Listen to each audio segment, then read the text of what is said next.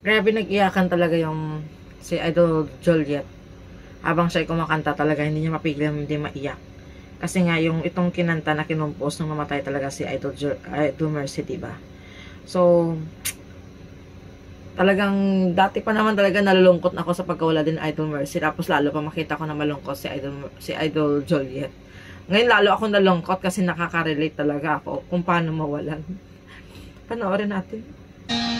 Naiyak din ako dito eh.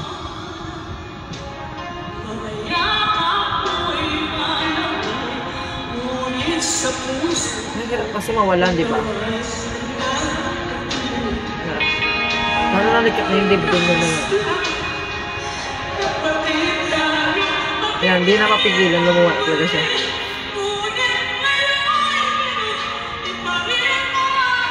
Talagang lumalaban ba?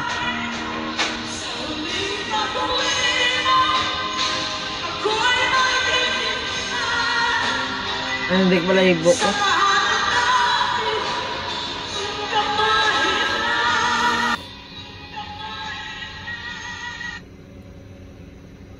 Diba? Nakalala ko nakaka-relate sa kanila. Kasi nga, diba nung namatay nga si Idol Mercy, grabe din naiyak ko noon. Sa totoo lang, kasi hindi ganun kadaling mawalan. Lalo yung taong mahal na mahal mo. Kaya, kita mo, even though 1 year na yata nawala sa Idol Mercy, di ba, agad doon pa rin yung sakit.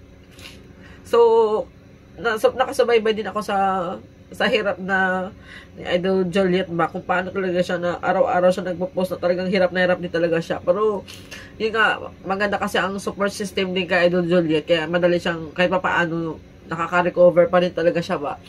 So, gaya din sa akin, grabe din ang mga support system din sa akin, sa paligid ko ba, na kahit pa paano ay, at dito pa rin ako, matibay pa rin ako, na patuloy na lumalaban sa tinatawag na lungkot. Kasi, mahirap talaga ang lungkot. Maglungkot talaga yung naging kalaban mo. Yun ang sabi ko nga, dati nga, grabe, iyak ko nung namatay si Idol Mercy, and how much more pa na ako talagang nawalan, talagang namatayan din. Na yung taong mahal na mahal mo, tapos yung malapit pa talaga sa iyo. Tapos yung tao na, yun nga, na maraming nabuong mga pangarap. Yun na, syempre, masakit yun, guys. Ang makaka-relate lang talaga ng mga ganyan, kung talagang totoo kayo ng mahal sa isang tao, like Idol Mercy, grabe pagmamahal niya bilang isang kapatid doon sa kay Idol Mercy. Sa akin naman, sa partner ko, grabe na mga pagmamahalan namin talaga. Sobrang, ang sakit nun kasi kung hindi ko siya mahal, wala naman siguro akong mararamdaman ng ganito eh. Kasi syempre mahal ko yung tao eh. Napamahala rin talaga yung tao sa akin. Kaya ganun kasakit yun sa ibang tao nga naiyak nga ako kay Idol Mercy. Ito pa kaya sa taong malapit at mahal ko, di ba? Kaya ang hirap guys, sa totoo lang, na parang nakipaglaban ka talaga sa tinatawag na lungkot.